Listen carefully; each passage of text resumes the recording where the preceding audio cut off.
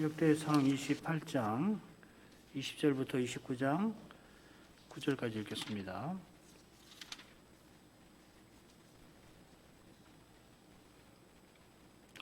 역대상 28장 20절부터입니다. 또 그 아들 솔로몬에게 이르되 너는 강하고 담대하게 이 일을 행하고 두려워 말며 놀라지 말라. 내가 여호와의 전 역사의 모든 일을 마칠 동안에 여호와 하나님 나의 하나님이 너와 함께하사 내게서 떠나지 아니하시고 너를 버리지 아니하시리라. 제삼과 레위 사람의 반열이 있으니 여호와의 전의 모든 역사를 도울 것이요 또 모든 공역에 공교한 공장이 기쁜 마음으로 너와 함께할 것이요 또 모든 장관과 백성이 온전히 내 명령 아래 있으리라. 다윗 왕이 온 회중에게 이르되 내 아들 솔로몬이 홀로 하나님의 택하신 바 되었으나 오히려 어리고 연약하여 이 역사는 크도다. 이 전은 사람을 위한 것이 아니요 여호와 하나님을 위한 것이라. 내가 이미 내 하나님의 전을 위하여 힘을 다하여 예비하였나니 곧 가구를 만들 금과 은과 녹과 철과 나무며 또 마누와 박을 보석과 꾸밀 보석과 채석과 다른 보석들과 화반석이 매우 많으며 성전을 위하여 예비한 이 모든 것 외에도 내 마음에 내 하나님의 전을 사모함으로 나의 사유의 금, 은으로 내 하나님의 전을 위하여 드렸노니 곧 오빌의 금 3,000 달란트와 천은 7,000 달란트라. 모든 전 벽에 입히며 금, 은 그릇을 만들며 공장에 손으로 하는 모든 일에 쓰게 하였노니 오늘날 누가 즐거이 손에 채워 여호와께 드리겠느냐. 이에 모든 족장과 이스라엘 모든 지파 어른과 천부장과 백부장과 왕의 사무 감독이 다 즐거이 드리되 하나님의 전 역사를 위하여 금 5,000 달란트와 금 다릭 1만과 은 1만 달란트와 놋 1만 8천 달란트와 철 10만 달란트를 드리고 무릇 보석이 있는 자는 게르손 사람 여히엘의 손에 붙여 여호와의 전 곳간에 드렸더라. 백성이 자기의 즐거이 드림으로 기뻐하였으니 곧 자기가 성심으로 여호와께 즐거이 드림이며 다윗 왕도 기쁨을 이기지 못하여 하니라. 여기까지입니다.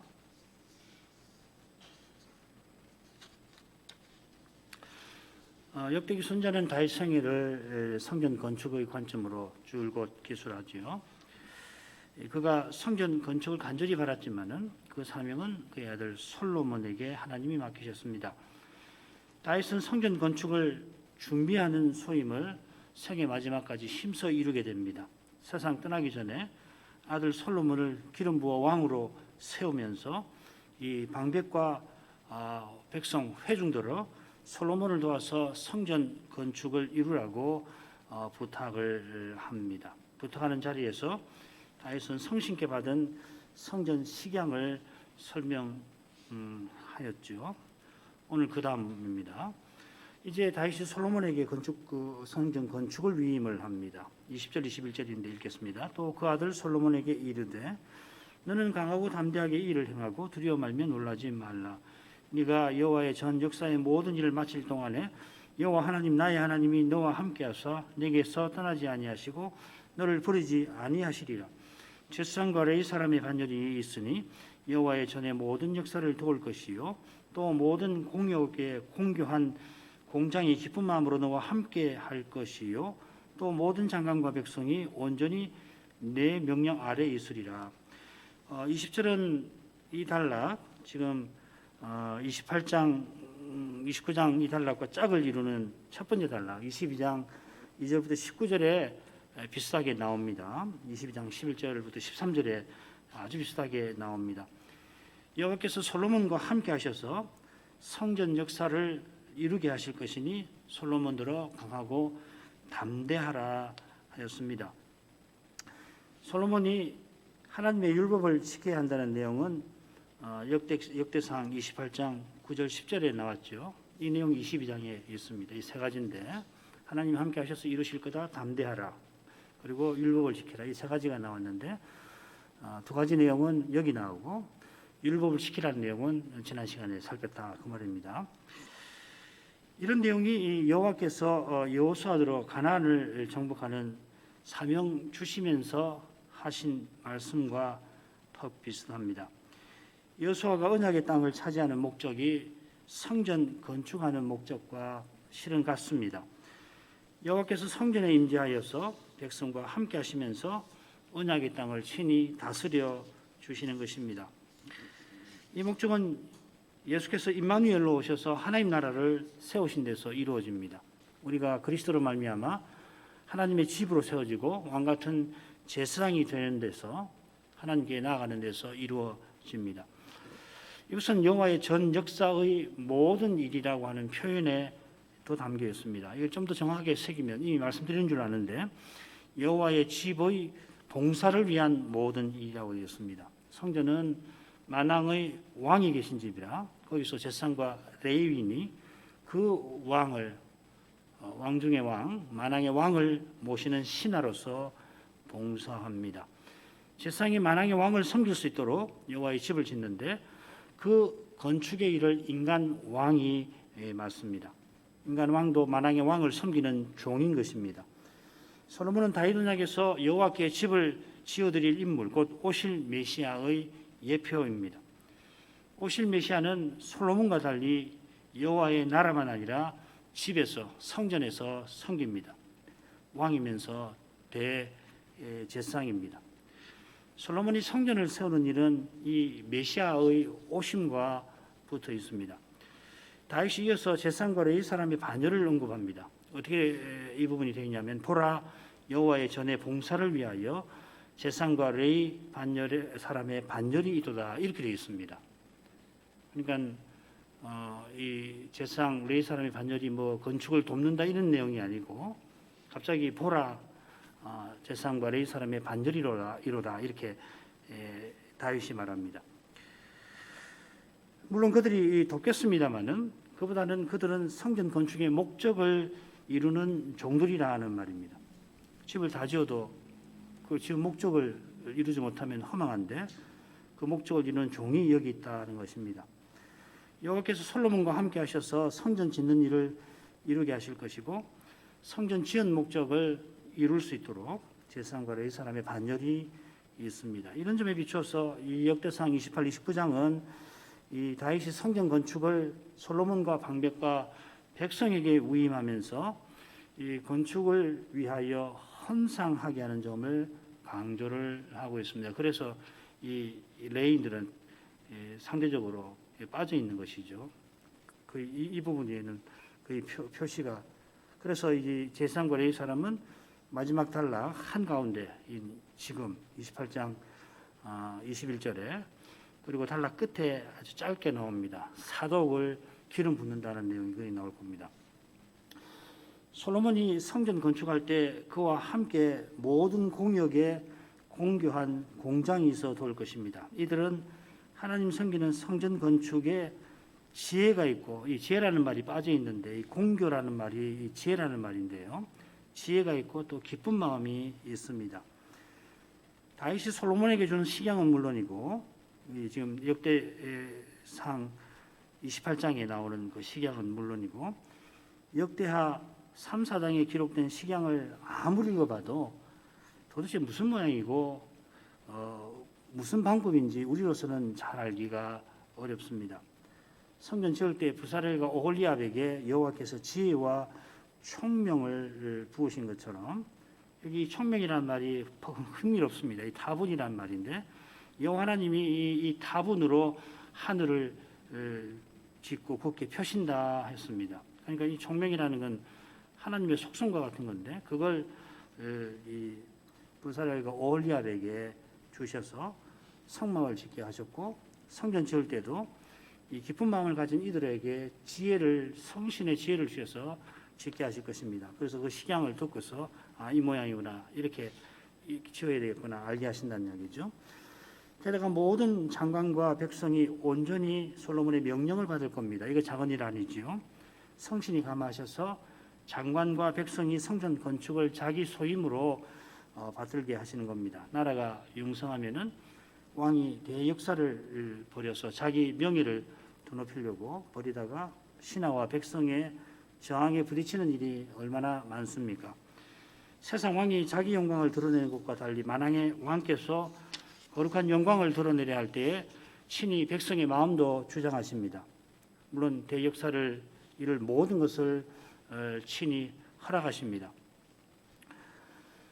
다음 부분이 보겠습니다. 이번에는 다윗이 온 회중에게 성전 건축을 부탁하되 특별히 이 헌상하도록 권합니다.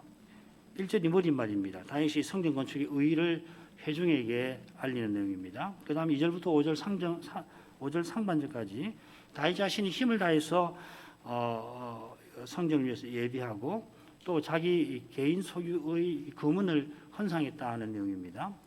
그리고 5절 하반절에 그 다윗이 온 회중에게 헌상하라고 강력히 권하는 내용으로 다윗의 말이 끝납니다. 그 다음에 6절부터 8절은 백성의 대표들이 즐거이 헌상한 내용이고, 그 다음에 9절은 맺은 말인데 백성이 즐거운 마음으로 헌상한 그것을 즐거워하고 왕도 즐거워했다 하는 것입니다. 줄거리는 이렇고요. 5절까지는 다윗의 말이고 그 다음에는 다윗의 말에 이어서 이루어진 일을 언급하고 있습니다. 1절 읽겠습니다. 다윗 왕이 온 회중에게 이르되 내 아들 솔로몬이 홀로 하나님의 택하신 바 되었으나 오히려 어리고 연약하고 이 역사는 크도다. 이 전은 사람을 위한 것이 아니요 여호와 하나님을 위한 것이라. 앞서 다윗이 이 방백들을 비롯한 이 백성의 지도자들을 소집해서 그들에게 또 솔로몬에게 연설을 했는데요. 이번에는 이 솔로몬이 아니고 온 회중에게 합니다. 이 표현이 역대상 29장에 4번 나옵니다. 1절, 10절, 20절에 2번 나옵니다. 온 회중에게 말하지만은 이 백성의 지도자들로 회중과 함께 헌상을 합니다. 예컨대 지금 백성의 지도자들이 온 회중에 속하여 있습니다. 이것은 우리에게는 신약 백성 우리에게는 익숙합니다만은 실은 이 역대기 선지자가 중요한 시대 변화를 이 표현 온 회중이라는 표현에 담아내는 것 같습니다. 여기 나오는 표현은 지금 역대기나 이런 데서만 나오거든요. 포로 이후에 일반 백성이 하나님을 섬기는 일에 직분자와 함께 참여하는데 대표적인 게 예루살렘 중건식 때 중건하고 낙성식 할 때 장면이죠. 그런 현상을 다윗의 성전 건축 위임에서 역대기 선자는 읽어내는 것 같습니다. 다윗은 자기 아들 솔로몬이 성전 건축의 사명을 맡은 택함받은 인물임을 강조합니다. 솔로몬이 홀로 하나님께 택하신 바 되었습니다. 이 표현을 왜 이 홀로라는 말을 썼을까? 아마도 이미 일어났던 아도니아의 반역을 암시하는 것 같습니다. 지금 역대상 이 장면이 반역이 진압되고 솔로몬을 왕위에 세워서 이루어진 일 같거든요. 솔로몬이 택함 받은 사람이지만은 어리고 약합니다. 성전 건축은 큰 역사인데 그 역사를 맡기에 벅찹니다. 누구라도 하나님 보시기에 벅찬데 솔로몬은 아버지 다윗 보기에 더 벅찹니다. 이 전이 사람을 위한 게 아니라 하나님을 위한 것이라 그러합니다. 여기 전이라는 말, 이 히브리 말로 비라라는 말인데 이건 이 포로 이후의 성경책에만 나오고 그리고 나올 때는 대부분 이 페르시아 황궁 수산성을 가리키는 표현입니다. 그러니까 다윗 시대 때는 이 비라라고 하는 말을 안 썼을 수 있어요. 그 헤이칼이라는 말이 있거든요. 아마 그 말을 썼을 텐데 역대기 선자는 지금 이 일을 기술하면서 이 자기 시대의 그 수산성을 가리키는 그 표현을 의도적으로 쓴 게 아닌가 싶습니다. 그러니까 이 성전은 인간 제국의 황궁과 같은 곳이라는 겁니다. 하나님 나라는 인간 제국에 비할 수 없이 거대합니다. 위대한 황제라도 성전 건축이 벅찬 일입니다. 통치권을 공고히 다진 노련한 황제에게도 벅찬 일이라면은 이제 각 왕위에 오른 솔로몬에게는 말할 게 없을 겁니다. 자, 이러한 관점에서 이어나오는 다윗의 권면을 살펴야 할 겁니다. 돈과 재능과 경험으로 성전 건축을 이루는 것이 아니라는 겁니다. 다윗이 성전 건축을 간절히 바란 것은 그저 왕의 영광을, 명예를 돋보이게 하는 그런 대역사를 이루는 게 아닙니다. 게다가 이 역사는 다윗 자신의 소임도 아닙니다. 성전 건축은 자기 사후에 이루어집니다. 다윗이 바란 것은 세상 임금이나 바라던 그런 자기 영광이 아닙니다. 오히려 그의 마음은 죄와 죽음의 권세를 이기는 메시아께 있고 그분이 사랑과 의로 영원한 제국 세우시는 거기에 있습니다. 두 번째 부분으로 가지요. 2절부터 내가 이미 내 하나님의 전을 위하여 힘을 다하여 예비하였나니 곧 기구를 만들 금과 은과 녹과 철과 나무며 또 마누와 박을 보석과 꾸밀 보석과 채석과 다른 보석들과 화반석이며 많으며 성전을 위하여 예비한 이 모든 것 외에도 내 마음에 내 하나님의 전을 사모함으로 나의 사유의 금 은으로 내 하나님의 전을 위하여 드렸노니 금 오빌 곧 오빌의 금 3,000달란트와 천은 7,000달란트라. 모든 전벽에 입히며 금 은그릇을 만들며 공장에 손으로 하는 모든 일에 쓰게 하였노니. 그래서 성전을 위해서 이미 힘을 다해서 많이 예비한 건축 자재들을 언급합니다. 금은 노철, 나무는 믿기 어려울 정도로 많이 준비되어 있고 역대상 22장에 언급되어 있죠. 물론 돌도 거기 언급되어 있습니다. 여기서는 돌은 돌인데 특별히 보석을 많이 언급합니다. 여러 보석, 또 화반석은 대리석인데 이 화반석이 소개되어 있습니다. 22장에 말한 이 돌은 아마 이 화반석이겠죠. 이 호마노나 박을 보석이라는 표현은 대제사장의 의복에 이미 사용이 되었는데 다른 보석은 성전 어디에 쓰이는지, 물론 마누나 바글 보석도 정확하게 어디 쓰이는지 잘 알기는 어렵습니다.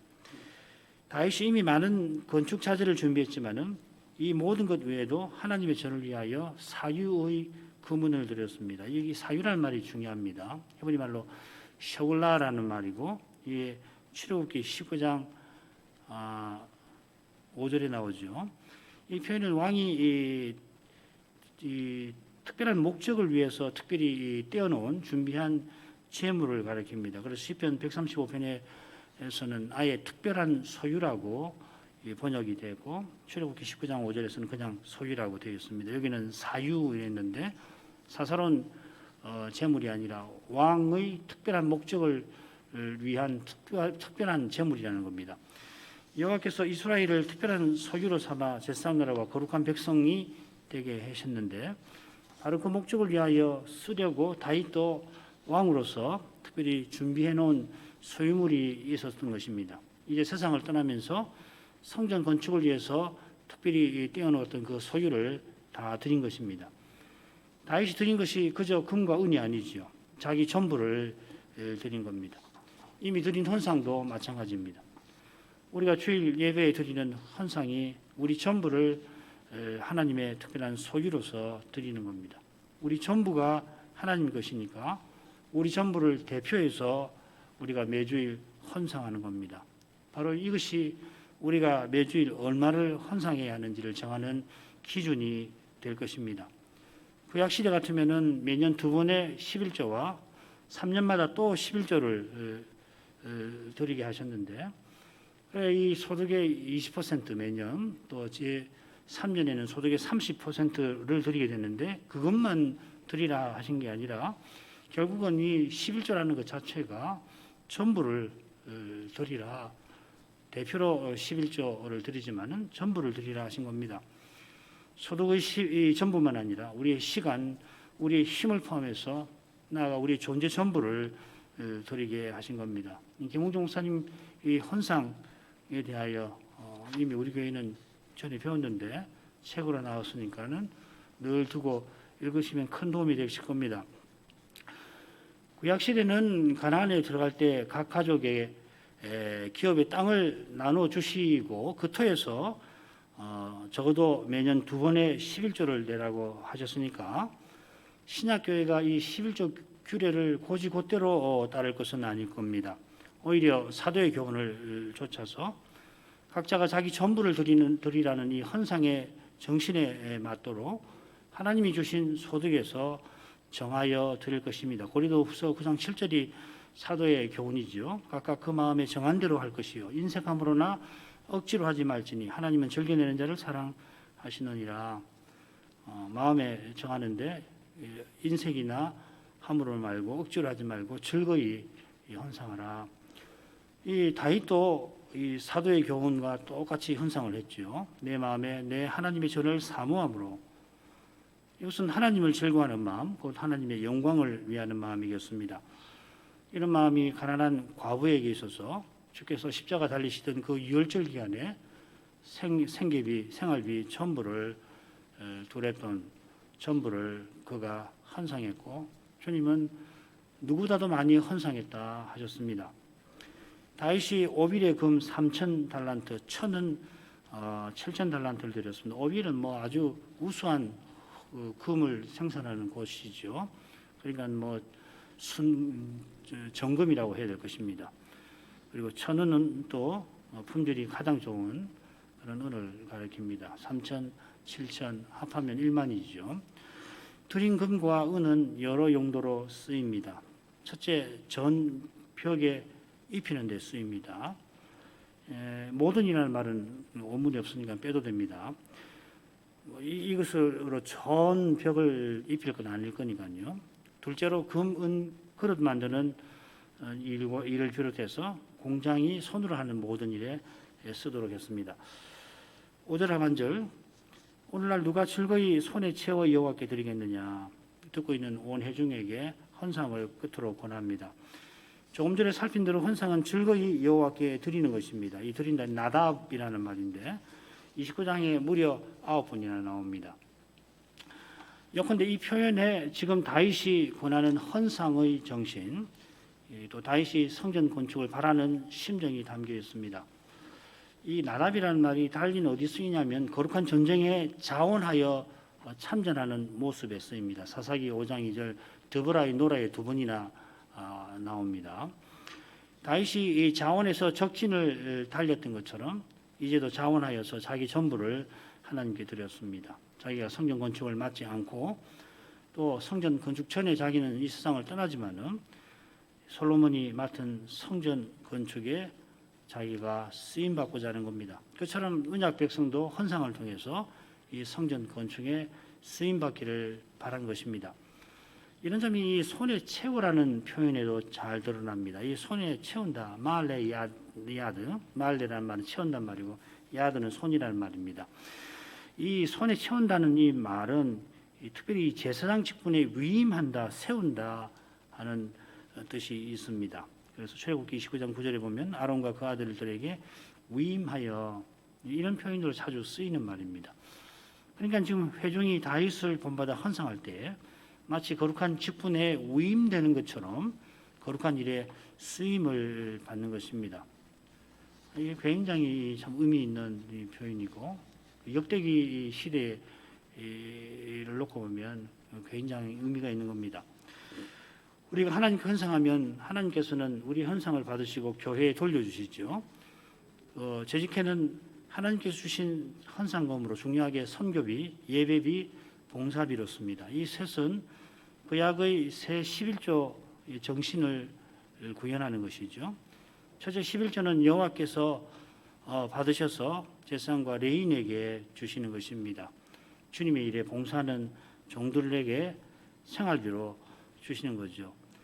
이들은 기업의 땅을 받지 않은 까닭에 기업의 땅에서 백성이 추수한 것에서 여호와께 드린 10분의 1을 받아가지고 그것으로서 성막과 성전에서 하나님을 섬기게 됩니다.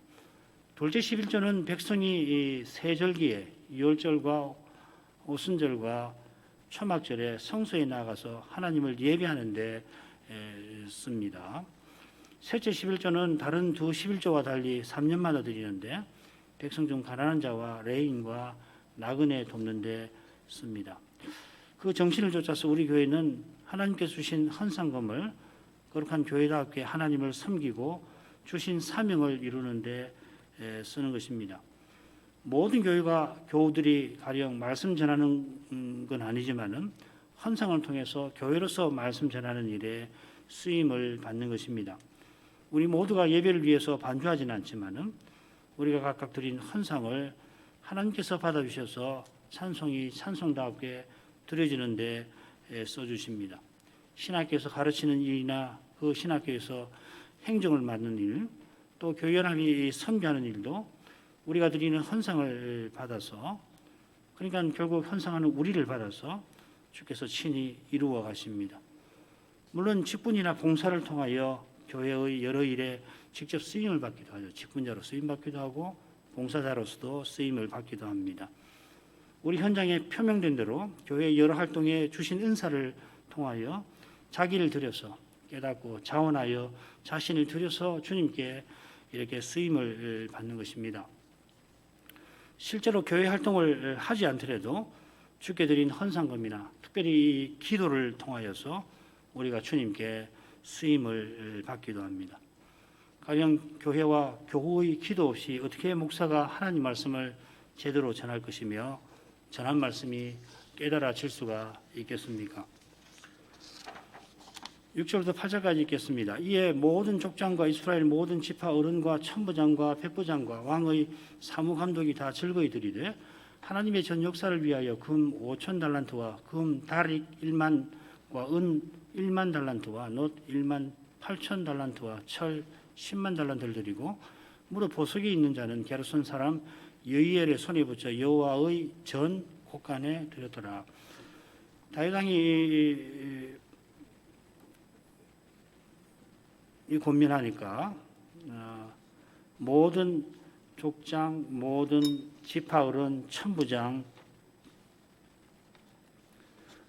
백부장, 왕의 사무감독 다 드렸다 되었습니다. 사실 원문에는 모든이라는 말, 콜이라는 말인데 또 다라는 말이 나오지는 않습니다. 그렇지만 이렇게 번역해도 별 문제가 없을 것 같아요. 역대기 문맥에서는 너나 할 것 없이 이 백성의 지도자들이 즐겁게 헌상을 했을 것 같습니다만 이 열왕기에 기록된 사건들과 그 형편을 고려해 보면은 지금 이 즐거운 헌상이 매우 이례적인 것입니다. 실제로 다 헌상했는지 모르겠습니다만은 다윗의 고민을 좇아서 지도자들이 이 헌상한 것은 성실히 위대한 감화에 있습니다. 이는 하나님의 전 역사를 위하여라는 표현과도 붙어 있습니다.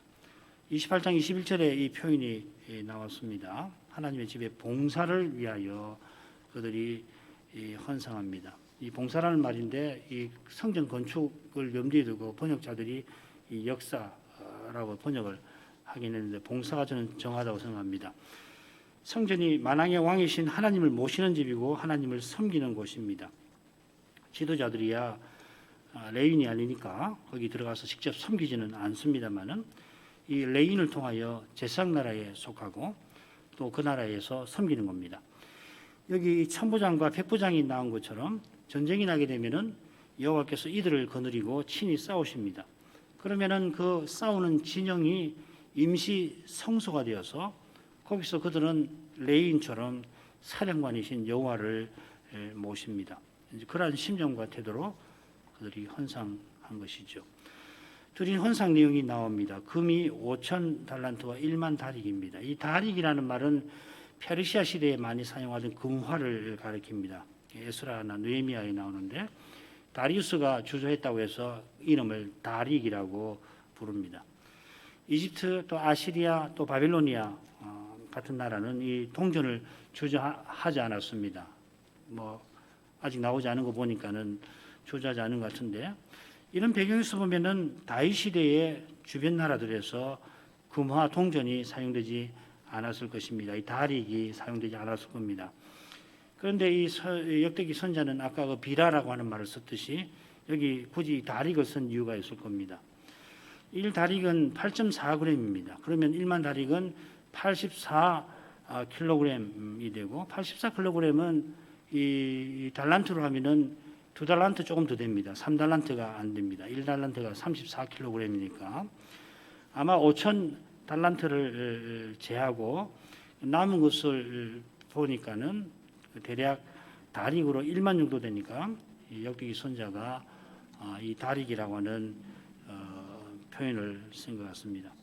굳이 다릭으로 표현한 것은 이 다윗 시대의 회중이 헌상한 뜻을 자기 시대에 비추어 살피는 것과 붙어 있을 겁니다. 역대기 시대 언약 백성이 익숙한 사용하는 그 동전을 통하여 성전 재건할 때 드러났던 그 헌상의 정신, 그때도 백성이 이 성전을 재건할 때 포로에서 돌아와서 가난하지만은 즐거이 헌상을 했었거든요. 이들이 드린 헌상과 무릇 보석 있는 자들이 드린 보석은 성전 건축을 위한 것이라 여기엘이 맡고 있는 여호와의 전 곳간에 두었습니다. 여호와의 전 곳간 기억나시죠? 앞서 살핀 보석은 아무나 갖고 있는 것이 아니니까 갖고 있는 사람이 드린 것일 겁니다. 그들이 지도자일 수도 있고 아닐 수도 있습니다. 마지막 구절 읽겠습니다. 백성이 자기의 즐거이 드림으로 기뻐하였으니 곧 저희가 성심으로 여호와께 즐거이 드림이며 다윗 왕도 기쁨을 이기지 못하여 하니라. 백성도 기뻐하고 다윗 왕도 기뻐하죠. 원문은 그렇게 되었습니다. 백성이 기뻐하였다. 끝에 다윗 왕이 크게 기뻐하였다. 그리고 중간에 백성이 기뻐하는 이유가 나옵니다. 우리말은 이걸 풀어가지고서 분상을 시켰는데 원문은 그렇게 되어 있습니다. 성심으로 여호와께 즐거이 드린 그것입니다. 여호와께서 드릴 수 있게 하셔서 기뻐한 것이겠죠. 그들의 현실은 여전히 불안합니다. 아도니아가 요압과 아비아달의 도움을 받아 반역을 일으키고 감사하게도 그러나 솔로몬이 왕위에 오르긴 합니다. 그렇지만은 여전히 불안한 요인들이 있습니다. 위대한 왕 다윗이 곧 세상을 떠날 것입니다. 솔로몬이 왕위에 오른 것은 이 다윗이 그야말로 마지막 순간까지 건재한 것과도 붙어 있잖아요. 그런데 그 다윗이 떠날 것입니다. 그런데도 백성이 성심으로 여호와께 드렸습니다. 아도니아, 요압, 아비아들, 왕가의 유력한 인물 아도니아, 군권을 쥐고 있던 요압, 그리고 종교 권력을 쥐고 있던 아비아들이 여전히 살아 있습니다. 물론 진압이 돼가지고 힘을 많이 잃었지만은, 그러니까 백성의 마음이 갈릴만도 한데 다윗 왕이 성전 건축을 위한 헌상을 권할 때 한 마음이 되었던 것입니다. 그런 점에서 다윗이 기쁨을 이기지 못한 그 심령을 우리가 헤아릴 수가 있겠습니다. 원문에는 큰 기쁨으로 기뻐하였다 이렇게 되어 있습니다. 주님께서 곧 세상 떠날 자기를 쓰셔서 백성이 온전한 마음이 되어서 하나님의 통치를 바라보게 하셨으니까 이제 눈을 감더라도 그의 마음은 하늘의 기쁨으로 기뻐했던 겁니다. 공동회의에서 우리가 회개보고 순서를 갖는 것은 하나님께서 우리들을 헌상하게 하시고 헌상한 우리를 쓰신 역사를 살피는 것일 겁니다. 하나님 주신 은혜 베푸신 것을 확인하고 베푸신 은혜에 감사할 것입니다. 그처럼 베푸신 은혜에 비추어 필연으로 드러나는 우리의 부족 연약을 회개하는 것입니다. 과연 이 한 해도 제사장 나라답게 하나님을 참으로 가까이 했나, 거룩한 백성답게 하나님의 뜻을 받들었는지 살필 것입니다. 우리가 과연 그리스도의 몸답게 서고 그 지체답게 살았나 돌아볼 것입니다.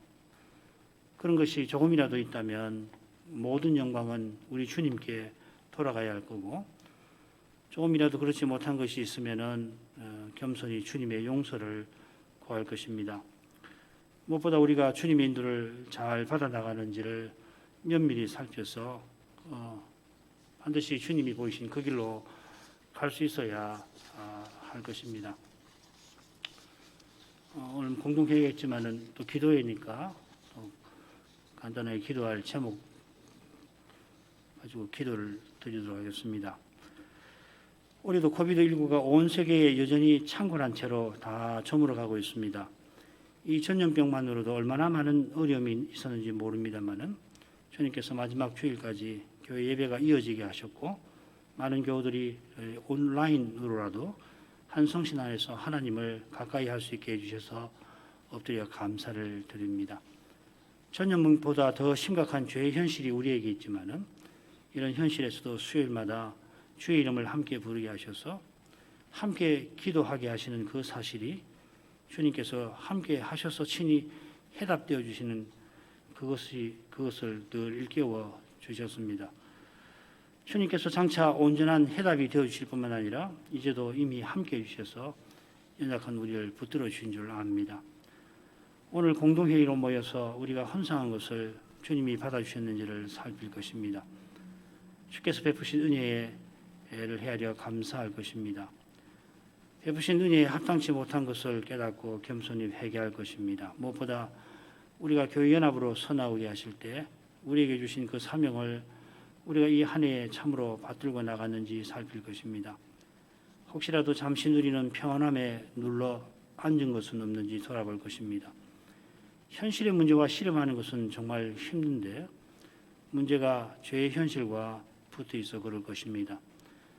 사람이 죄를 이기지 못하니 스스로는 이길 수 없는 일을 하는 것이니 어찌 어렵지 않을 수가 있겠습니까? 저로 말미암아 생기는 죽음의 얼굴들, 그 무서운 얼굴들을 대면하는 것만큼 괴롭고 무섭고 더운 것이 없으니 자기도 모르게 그 현실을 외면하게 되는 것일 겁니다. 외면에서 풀린다면야 모를까. 그렇지 않다면은 정직하게 대면하여서 그 죽음의 얼굴들을 보는 데서 죽음의 고통을 느끼면서 그러나 주의 도우심을 구하는 것이 옳을 것입니다. 우리 중에 누군가는 사도처럼 사망은 우리 안에서 역사하고 생명은 너희 안에서 하느니라 하는 이 고백대로 살아야 할 것입니다. 그래야 교회가 그리스도의 몸답게 서나갈 것이라 믿습니다. 그러나 누군가가 아니라 우리 모두가 사도를 본받으려고 해야 이 시대의 도전을 이기는 그런 교회로 서나가게 될 것입니다. 처음 독립개신교회가 출발할 때 그런 심정과 태도 우리에게 절실할 것입니다. 이런 믿음과 심정과 태도를 내려주시도록 새해도 내려주시기를 구할 것입니다. 그리고 코비드19 현실에서 우리가 늘 구하던 기도 제목을 함께 몇 분간 기도하도록 하겠습니다. 같이 기도하겠습니다. 거룩하신 아버지, 저희가 오늘 공동회의로 모여서 다윗이 세상 떠나기 직전에 성전 건축을 솔로몬에게 위임하는 일을 통하여 헌상의 정신을 생각하게 하십니다. 다윗이 솔로몬을 기름 부어 왕위에 세우던 그때 나라가 평안했던 것은 아니었습니다. 다윗이 세상을 떠나려 하자 그의 아들 아도니아가 스스로 왕위에 올랐고 그 일에 군대 권력을 쥐고 있던 요압과 종교 권력을 쥐고 있던 아비아달이 합세하였습니다. 실로 심각한 반역이 일어났지만은 여호와께서 다윗과 함께 하셔서 솔로몬을 무사히 왕위에 올릴 수가 있었습니다. 그처럼 다윗이 중한죄를 범한 후에 그 죄로 말미암아 언약의 나라가 그의 생의 마지막까지 크게 요동하였지만은 하나님께서 범죄한 다윗을 회개하게 하신 것처럼 어려운 때마다 그와 맺으신 언약을 친히 이루어 주신 덕분에 다윗이 죽는 순간까지 그 맡기신 소임을 다 이루게 하신 줄 압니다.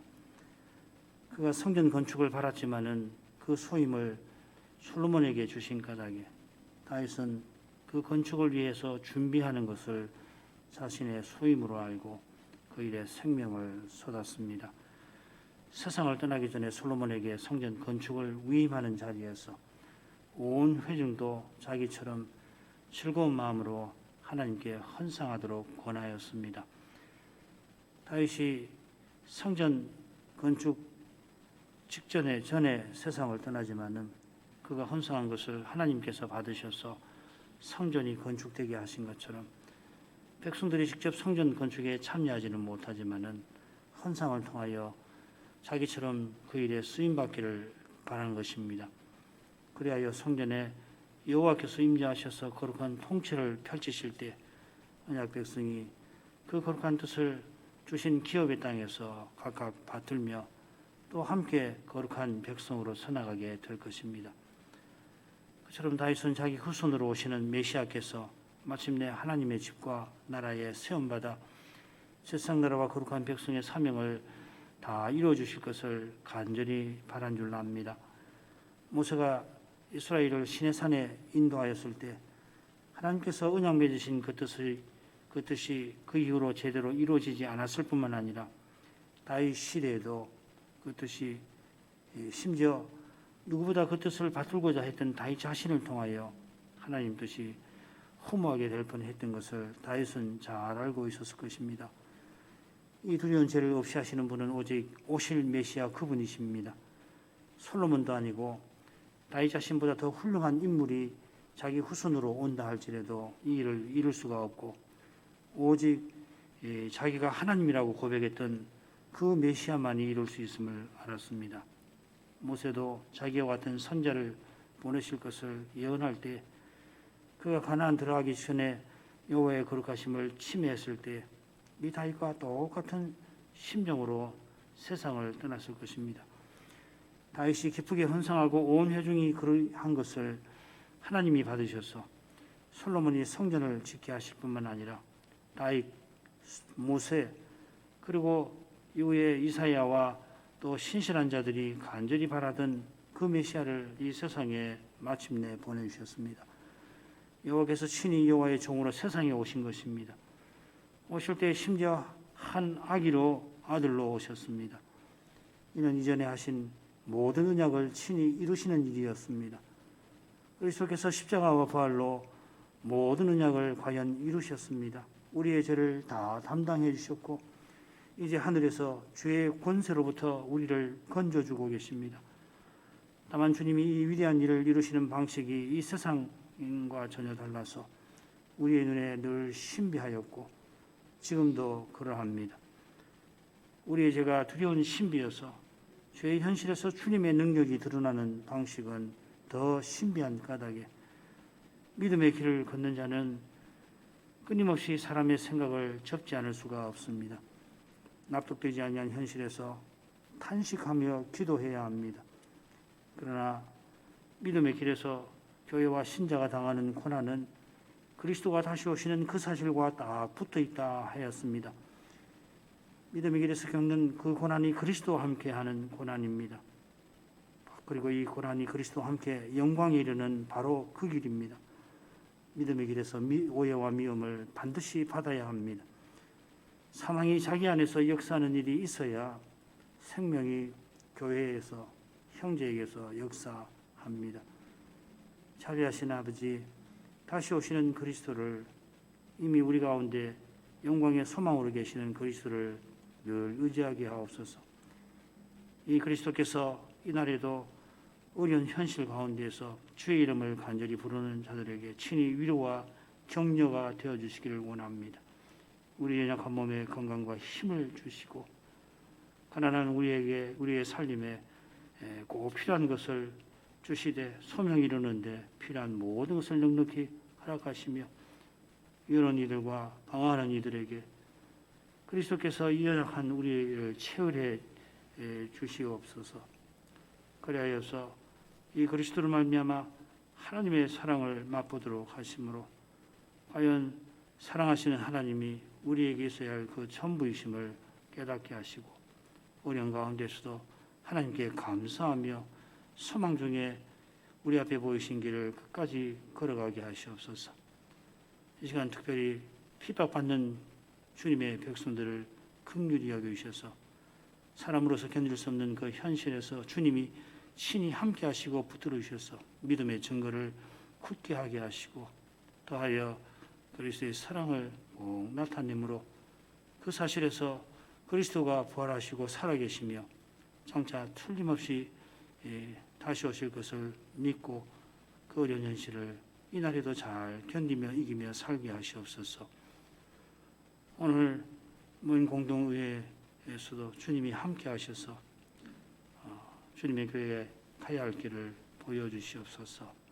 예수의 이름으로 기도합니다. 아멘.